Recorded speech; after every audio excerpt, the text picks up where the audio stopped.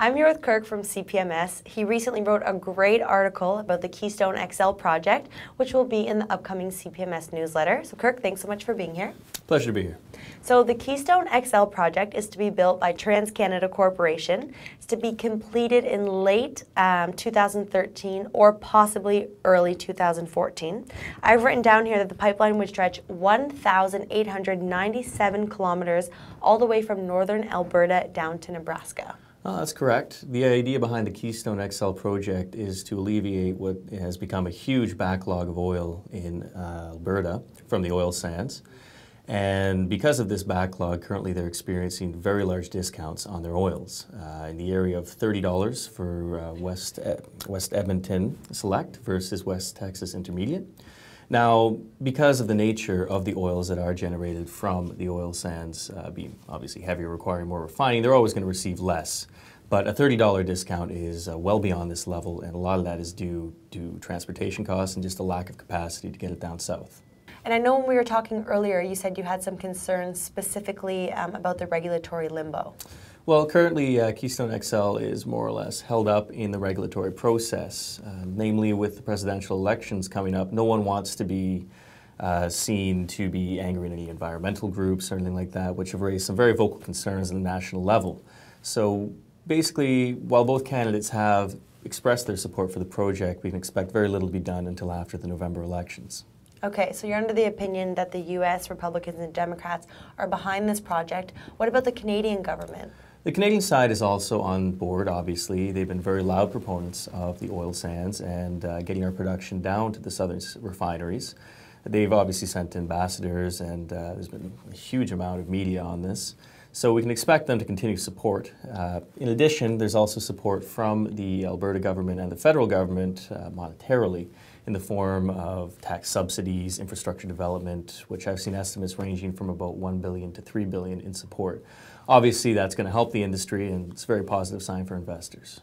Okay, so why don't we take a look at two companies that a lot of the DIY investors watching are probably holding. So let's look at Suncor and Canadian Natural Resources. All right, well, those are two of the larger firms in the oil patch. Between the two of them, they account for about a third of the XEG, which is the S&P Capped Energy Index. Suncor is the larger of the two. They were formed with a merger with Petro-Canada a while back. And what they have is very large production as far as oil sands go. It accounts for, I believe, about 31% of their total sales, which is, that would be about $12 billion in their case. What's particularly attractive about them is that the oil sands operations are supported by other more conventional revenue streams.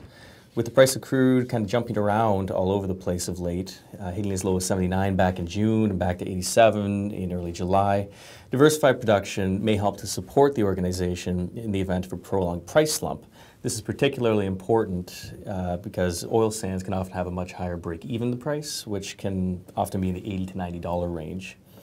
Currently, we have Suncor as a holding in the CPMS value strategy. This notes low price to expected future earnings, which currently sits around a ratio of 10. It's also shown very steady dividend increases over the past 5 years, and as a result is also held in our dividend growth strategy. Okay, and what about Canadian Natural Resources? Canadian Natural Resources is a more pure play firm than Suncor in that they don't have integrated operations, and the majority of their future and current production obviously is in the Horizons project, which is a $9.7 billion oil sands project.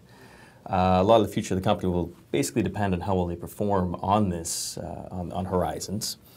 And as they're exposed almost exclusively to the oil sands, they would benefit obviously directly from improvements to the pipeline system to get their crude down to the south. If you're looking for just a pure play in the oil sands, C&Q should be a natural consideration. But of course there's a downside that if there is a downturn in the price of oil, they are purely exposed to oil sands and would be a lot more exposed if there was a downturn. Currently, they're not ranked too highly in any of our strategy portfolios, but this is in no small part due to an unscheduled shutdown they had at Horizons a few months back, which gave them negative quarterly earnings surprises and obviously poor momentum. So for the future, we're going to have to see how they perform in future quarters to see if it merits inclusion in our strategies. Okay, and I wanted to pick your brain a little bit. I just want to know your thoughts on the future of the oil patch. Well, nothing's ever certain as far as the oil patch goes. Obviously, the future price path of crude will play a huge role, and that obviously can be affected by, well, the current shaky economies around the world and how that goes on for the next year or so. But there's obviously some positive developments, with Nexen recently receiving a rather large takeover from a state-owned corporation in China. That bodes well for the oil patch in general, seeing some foreign investment coming in and seeing value and tossing it in. Further, when Keystone does come online, you can expect some of the larger firms, in particular Suncor and CNQ, to start ramping up their projects in preparation for the new capacity that's going to be coming online.